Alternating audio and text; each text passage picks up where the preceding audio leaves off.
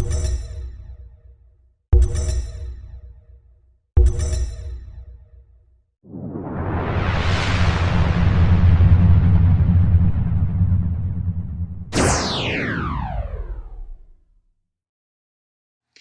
this is Nikki Lynn with blingactions.com, and today I'm just going to take you around Photoshop and show you a couple of 2-minute tutorials.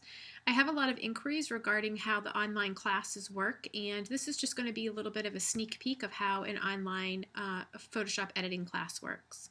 You will actually be able to see my screen just like this. Classes can either be taken in groups, which I limit to 5 people. During the group class, what will happen is you'll see a list of class students over here on the right-hand side. And students will be able to either ask questions vocally or they will be able to type questions into a little message screen. After everybody's logged into the class, what happens is I go through a basic form of instruction through Photoshop. The beginner class actually reviews all of the tools over here, the primary ones that you'll be using the most frequently. And then over here inside of the actions palette, we'll actually be learning how to play the actions, where they're located, what we do with them. I also will review how to install an action, and we spend a lot of time in our beginner class just working in this layers. There's a lot happening here in the layers box, and the majority of all your editing is going to happen right here inside of this box. You have your base layers here, and I'm just going to go ahead and duplicate a layer really quickly just so that you can see this would be a duplicated layer.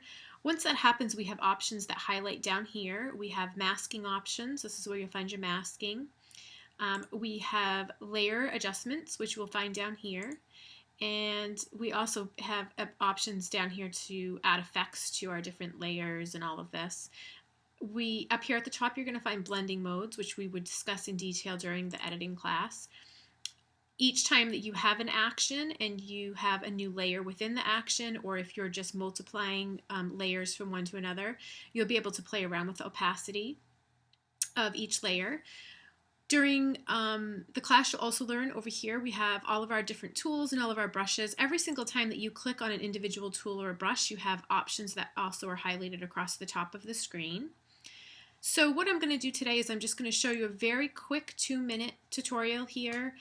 This is also featured in detail inside of our beginner class, but I'm just going to show you here just as a preview. So say this is a raw file here that was submitted by Jessica Green of Loving Life Visions, and the photo is beautiful. I love the photo. You've probably seen it on our Facebook fan page. I already duplicated the background layer, and what I'm going to do just to quickly enhance this is I'm just going to go ahead and I am going to play an action here from the new Color Centric set. I'm going to go ahead with the Love It Classic Film. So over here in the Actions palette, you'll see the action's been loaded, Color Centric by Bling, and then I have the action called Love It Classic Film. I'm just going to go ahead and I'm going to play the action. And we're going to see that this has already been played and that this is a one-click edit, and this is the difference. This is before and this is after it's been played. We go ahead and we can click on our layer here after that action's been played, and you'll see that we have all of these different options for enhancing and modifying. All of these layers have masks on them. So a white mask means that whatever has been added in is already showing on our image. If it was black, it would mean that it would be concealed and we would need to show it. So basically what we can go ahead and do with this Color Centric is, now that I've played it, I can click the top layer here called the Love It Classic, and now I can adjust this folder, which will adjust all of the action across the whole board. You can see the differences being made here. This is at 0% and this is up at like 80%. It's defaulted to about 80% after you play it naturally. And then we have, part of the awesome thing about the classic film is that they always have this really nice matte finish. So this action has a built-in matte layer. So I'm just going to go ahead and enhance that just a little bit here. And then we have a matte lush option, which by default is set to 100%. I'm actually going to pull that down. I want a little bit more contrast in through the darker shadows, so I'm going to pull that down just a little bit to about 22%. And our warm filter is all the way up to 100%, and I like that. I have my depth and contrast, so I can go ahead here and I can sort of increase this a little bit or decrease this a little bit. I kind of want to see a little bit more contrast to this photo in the background, so I'm just going to go ahead and increase that to about 83%. And then what we have here is we have a layer that's going to add a little bit of color burst, and sometimes when you add the color burst to the whole entire image, it will enhance the face tones and they'll become a little bit too red. So we can sort of see this happening. I'm going to increase this for you. You can sort of see this happening a very tad bit just in through her eyelashes. So what I'm going to do is go ahead and paint on this with a black brush. And I am going to do that at probably only about 30% here. And then what that's going to do is just take away a little bit of that red that put in through her eyelashes. Just remove that very gently. And I like the red on the lips, so I'm going to go ahead and leave that. You'll see some of the other options here within the action are faded with passion. And I actually don't really want that faded, so I'm just going to leave that where it is. And we don't really need the image boosted any further, so we're just going to go ahead and leave that the way it is. And at this point, I'm really happy with the way that this image looks. So you can see here that I have the history mode. We can go in and see before, and we can see after. The great thing about Photoshop is you can go ahead and look at your history. If you don't see any of these tools enabled, you just go Window, and then this is how you access all your toolboxes. So you're going to see the option to see your history here.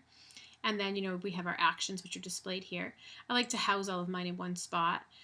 So if you would like to just see what an image looked like, see your changes, you can actually just scroll all the way back to the beginning when you open the image and then scroll on the very last thing that you did, or you can choose one at a time. I can take this halfway through and I can sort of look at it up till this point. But I really like the way that this looks in the after, so I'm going to go ahead and leave that like this. I'm going to go ahead and I'm going to flatten. And then the next thing I'm going to run from the Color Centric is going to be my mini makeover. The mini makeover is great for adding a little bit of contrast, doing some eye sparkle, some skin smooth.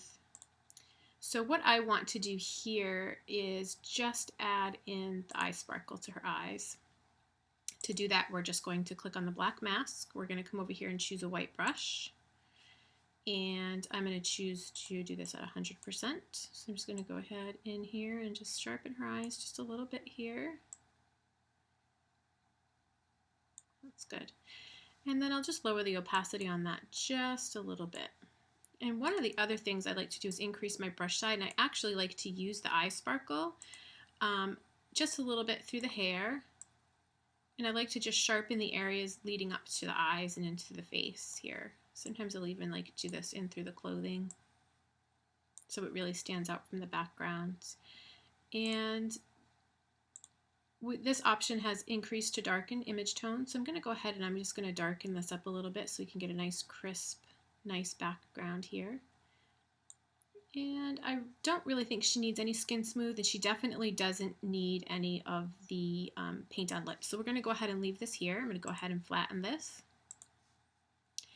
And then what we're going to do is look at our history again, and we're going to see our before image, and we're going to see our after image. And this is just a quick highlight with our Color Centric, and then also some little tips on where to find some tools. If you're interested in taking a class, you have options for group classes or private classes, and again, they're taught just like this. What happens is after checkout, you will receive an exclusive link during the time of your class. About 10 minutes before class time starts, you'll just click the link. It will bring you right into this class that you see here. You'll be able to see my screen, you'll be able to hear me talk. There's no online camera needed or anything like that. And then what happens is we just go through. You'll be able to submit some sample images. I'll show you how to edit them. I spend some time teaching you how to use actions, but then I also want you to know how to edit on your own without an action. So I'm going to show you several different ways to edit. You'll be able to watch me edit.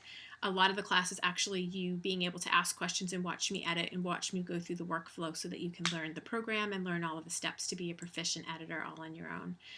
So I really hope that you found this video helpful. Right now we're having a great action sale over on blingactions.com, so be sure to check that out.